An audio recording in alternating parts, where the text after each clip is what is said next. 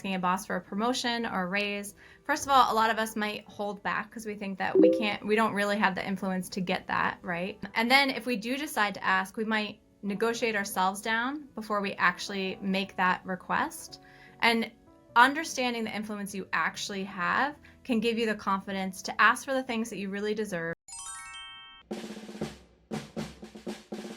안녕하십니까 여러분, 돌콩입니다. 어제 드디어 오렌지 카운티 하프마라톤을 무사히 완주를 하고 왔습니다. 재작년에 러닝을 시작하고 나서 벌써 세 번째 하프마라톤이었는데요. 마라톤이라는 게 참 희한합니다. 뛸 때, 그 다음에 트레이닝을 할 때에는 이게 너무너무 힘이 든데 뛰고 나면은 한 번 더 뛰고 싶은데 라는 생각이 들더라고요. 그래서 어제 LA에서 산호세까지 다시 운전을 해서 집에 오면서 왜 그럴까에 대해서 한번 열심히 생각을 해봤습니다. 물론 와 내가 이 거리를 뛰었어 라는 성취감도 굉장히 달콤하지만 그것 이상으로 제게 있어서 소중하게 느껴지는 게 있다면 레이스를 하는 동안 수많은 분들과 주고받게 되는 그 영감? 에너지, 영향 같은 것들이 제 삶에 가지고 오는 어떤 긍정적인 기운 같은 것들 때문이라는 생각을 했습니다. 너무 힘들면 내 발끝만 보고 내 시야 바로 앞에 것만 보고 머리를 숙이고 이렇게 달리게 돼요. 근데 저 같은 경우는 가이드런을 들으면서 뛰는데 어제도 코치가 그러더라고요. 제발 네 발끝 좀 그만 봐. 그리고 네가 가고자 하는 방향을 봐. 어떤 사람들이 네 주위에서 뛰고 있어? 그래서 이제 주위를 둘러보면 내가 뛰어보겠다고 결심한 이 거리를 끝까지 뛰어보겠다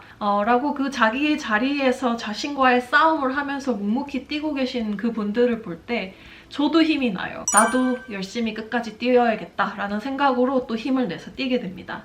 한편으로는 누군가는 또 나를 보고 그렇게 힘을 얻고 있지 않을까? 라는 생각 때문에 또 더 열심히 뛰고 싶어져요. 그 에너지가 제 삶에 굉장히 큰 활력이 된다라는 생각이 들었어요. 저는 그분들의 이름도 모르고 어디에서 어떤 일을 하시는지도 모르고 아마 다시는 만날 일이 없겠지만 그럼에도 불구하고 내 삶에 어떤 실질적인 변화를 일으킬 수 있는 에너지를 주고받을 수 있다는 사실이 굉장히 새롭게 느껴졌어요. 그래서 딱 떠오르는 책이 있었는데 바로 이 책입니다. You have more influence than you think. 코넬 대학교에서 그 사회심리학을 전공하시는 바네사 본스 박사님의 책입니다. 애덤 그랜트 박사, 앤젤라 더버스 박사, 그리고 다니엘 핑크 선생님 등등 굉장히 굵직한 분들이 많이 추천을 하셨습니다. 한국에서는 당신의 영향력은 생각보다 강하다라는 제목으로 이번에 출간이 되어서 나오는 걸로 알고 있습니다. 영향력이라고 하면은 내가 무슨 영향력이야. 영향력은 100만 유튜버들, 1000만 유튜버들이나 갖고 있는 거지. 나 같은 그냥 한낱 직장인이 무슨 영향력이 있어. 내 앞가림이나 잘하고 살지라는 생각을 하곤 했었습니다. 그런데 이 책에서 번스 박사님이 해주시는 이야기는 너는 영향력을 갖고 있는데 그게 눈에 보이지 않는다. 그래서 상당히 많은 사람들이 자신의 능력, 자신의 영향력을 과소평가하는 경향이 있다라는 데서 이야기가 시작합니다. 하지만 심리학적으로 그리고 과학적인 렌즈를 통해서 들여다보면은 대체로 사람들은 본인들이 생각하는 것보다 큰 영향력을 가지고 있다라는 이야기를 하십니다. 그리고 내 영향력에 대한 객관적 평가 혹은 자각을 하는 게 얼마나 중요하고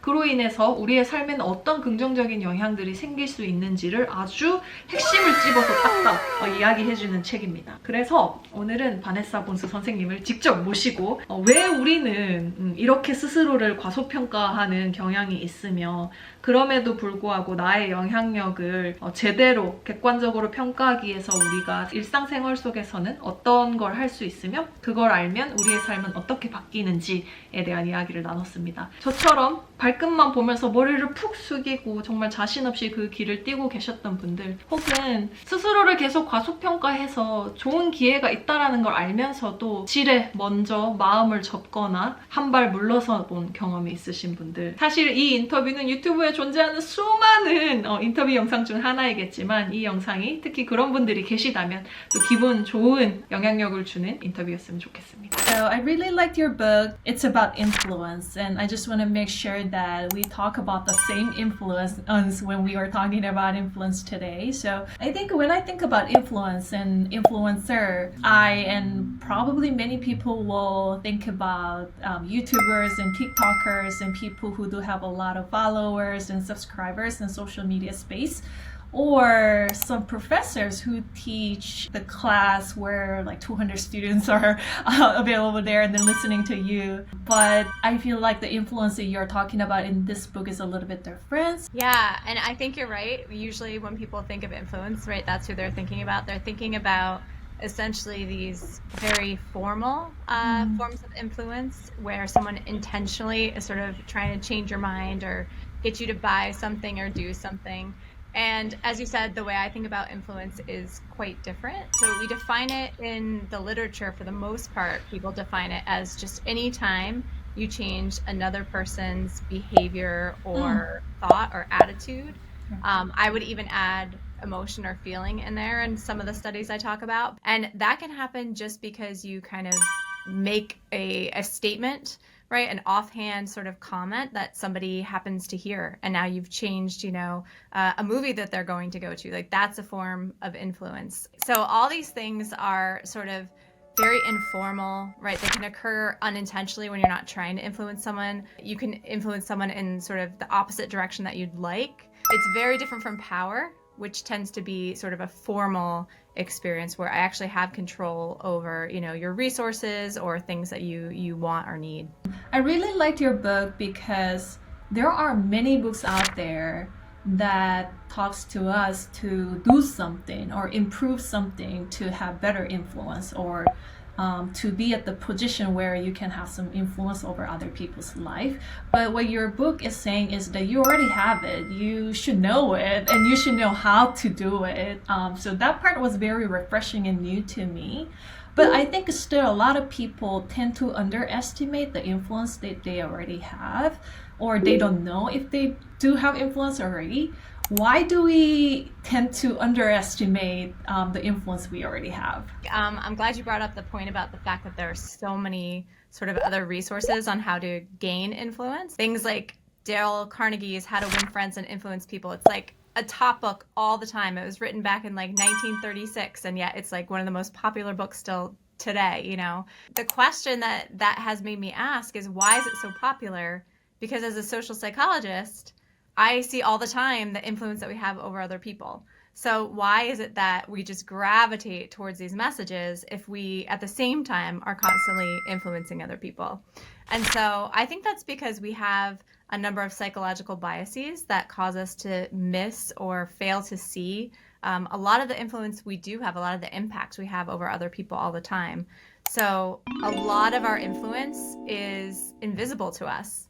We might say something and it might change the way someone's thinking, but they may not tell us. I mean, most of the time, we probably don't tell people when they've changed their mind, particularly if we don't kind of want them to know about that. A lot of influence is delayed, so it might happen, a week after we have a conversation or a week after I try to persuade you to do something. So there's just a lot of influence that we don't get to see. So there's something called the invisible audience that researchers have identified. And that's basically this idea that we assume that the number of people who are seeing the things we put out there is based on sort of the people who are engaging, right? The people who are commenting, the people who are liking. But in fact, the number of people who actually are seeing things and then potentially remembering things we said or put out there, right, is exponentially larger than that. There's this invisible audience of people who are being exposed to our posts. There's also something called the invisibility cloak illusion.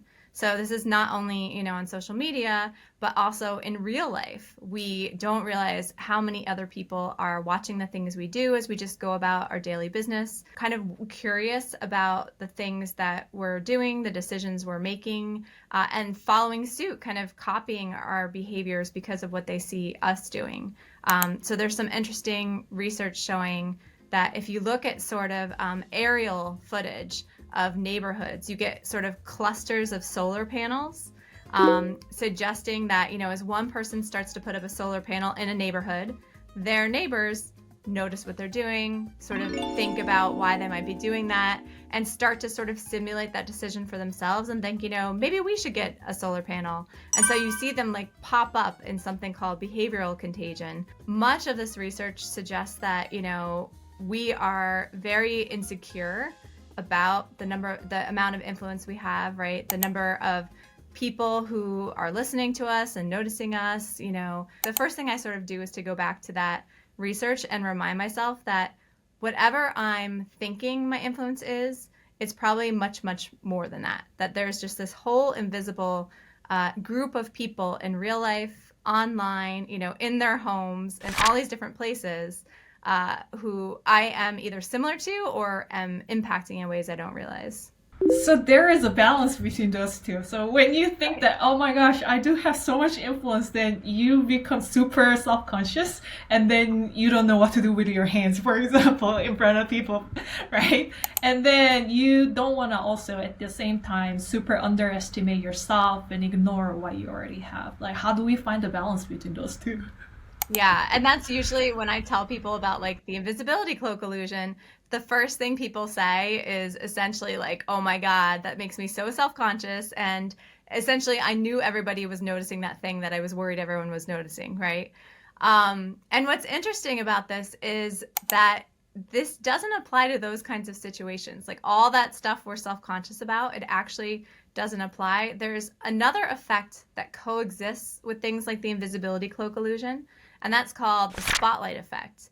And that's the idea that we think when we're self-conscious about something that everybody else is noticing it and everybody else is looking at that thing, when in fact no one is sort of, as we talked about, like as hard on ourselves as we are, and people just aren't noticing the things that we're most self-conscious about. Like if we're having a bad hair day and we think everyone can tell, you know, most people can't tell. And so you can ask, well then how do you kind of reconcile those two things? You just said many more people are noticing me than I think, but not when, you know, I feel self-conscious about something. And there have actually been studies done to try to tease this apart. And so what researchers have done is bring people into the lab and either have them just wear their ordinary clothes or have them wear an embarrassing t-shirt that they feel really self-conscious to be seen in. And when these researchers have these people interact with strangers and then they ask them after the fact, how much do you think that person was paying attention to, you know, your shirt? They underestimate how much that person notices their shirt if it's their own shirt, right? Just a shirt that they put on that morning that they didn't think that much about. But if they're wearing this embarrassing shirt that they're really self-conscious about, they overestimate how much people are paying attention to them. In the end, it's actually a pretty happy story that in our lives, you know, even without trying, we are having an impact because we're social creatures. And that means we look to others, but it also means others look to us to kind of understand how to behave. So just our ordinary everyday choices are, you know, have this impact. But those things that we're super self-conscious about, right, are not the things that people are really paying attention to. They're paying attention to just sort of us as whole people rather than sort of these little details. I think the reason why people read Dale Carnegie's book a lot is probably because everyone wants, or most of the people wants to have some influence in this world, right, over other people's life. They want to live meaningful life intentionally. But as you said, sometimes the influence we have is invisible or delayed or sometimes indirect, so we don't even know what the consequence it caused, right? Exactly. But people want to feel it, I feel like. People want to see the changes that they made, influence that they have. What can we do to make that invisible, delayed, even indirect influence visible? And we can feel like we are doing something at least. Yeah, that's a great way to phrase that question because it's true, right? If so much of this influence, like if you buy into the fact that you're constantly influencing people in ways you don't see, how do we make that more visible?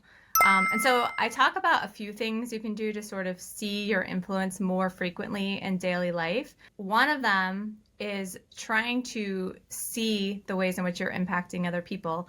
And the way I talk about doing that is through sort of a cognitive exercise or like a mental exercise where you get out of your own head and you try to picture situations from a third-party perspective. So as if you're like a fly on the wall or just a neutral party kind of watching something take place.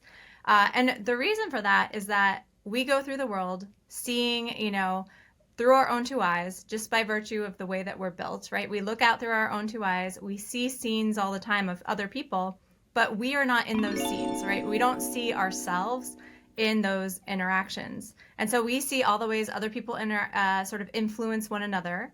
We see all the ways that they influence us because we can see them, but we don't realize the ways in which we're contributing to a dynamic or we're influencing other people. Another way is something called getting perspective. Dale Carnegie, as we talked about, right, he has suggested that people take other people's perspective more. So you sort of try to get into somebody else's head to understand what motivates them and what they like and don't like so that you can sort of connect with them. But it turns out that we're really bad at taking other people's perspectives. So when we try to guess, what other people like or feel, we're often very wrong in our guesses. And that's because we never get out of our own heads, right? We're just like imagining what we would feel or think in a given situation. And so some researchers have found that a better approach is to do something called getting perspective. And that's to actually get out of your own head and get outside information. In this case, it would be information from the other person who you've impacted, right? So instead of guessing, like, when I said that thing, I'm guessing that person, didn't take it in a bad way, or I think they understood the thing that I asked. Ask follow-up questions. Make sure you have that open line of communication so you're actually getting information from the people whom you're actually influencing. We tend to compare ourselves to people who have giant influence, more specifically, people who do have a lot of followers, for example, in Twitter. It's really easy to make the judgment just based on the numbers, right? The views and the number of retweets or number of subscribers and things. And then we compare ourselves to those impossible people. How do we get out of the comparison? But also, for me, at least the comparison is also one tool to motivate myself, right? So I see other people, and when one person is doing better than me, I can learn from that person probably. It could be an opportunity. So I don't want to ditch the comparison entirely, because there is a bright side of comparing myself to other people and getting that learning opportunity. But some comparisons are not good. It's just harmful. I underestimate myself, and I just crawl back into my cave, and I just do the self-pity party in there. So we don't want to do that. So, and I think you're right. Of course, there are people who have more influence than us, and that's always going to be true. And that's going to be true, for everybody in the world, even the most influential people, right? They can find something that somebody else is more influential than them on. But the problem is really when the comparison leads us to be inaccurate about where we actually are, right? To actually underestimate where the reality of where we are. And so what researchers have found, as you noted, is that when people are asked, for example, like how social and how big and tight their networks are. So how social are you? How big is your social network, etc. That's when they tend to think of like, well, who's the most social person I know? And, I'm definitely not that person, so I must be way down here, right? And so at that point, you're using that comparison to put yourself in a place where you're not, where you're closer to sort of the middle. And so you actually see yourself in an inaccurate way. Often, if you can find sort of the median number, right, and see how you can compare to that, if you can find more of sort of an average and see like, are you above average? Are you around average? Most of us can learn a lot more from that than comparing ourselves to sort of the top person, right? So it's great to have these like high hopes and ambitions, to one day be the biggest influencer, but that usually won't get you anywhere. So there's a lot of research and motivation on like how these kind of fantasies of like, oh, one day I'll be there, without like sort of a practical implementation plan of like, and here's how I'm going to get there, right? They don't really do much. And so using a comparison that seems realistic, where it's like, I realistically could achieve that goal, and here's a plan for doing that, can be more helpful. So let's say that I didn't know that I have influence. Oh, I'm not one of those people. But now I know that I do have more influence than I thought. Mm-hmm. What kind of changes can we expect by knowing that? One that I focus on quite a bit in the book is that if you underestimate your influence, right, you're less likely to do things that you really should do, like ask for what you deserve. For example, if you imagine like asking a boss for a promotion or a raise, first of all, a lot of us might hold back because we think that we don't really have the influence to get that, right? And then if we do decide to ask, we might negotiate ourselves down before we actually make that request.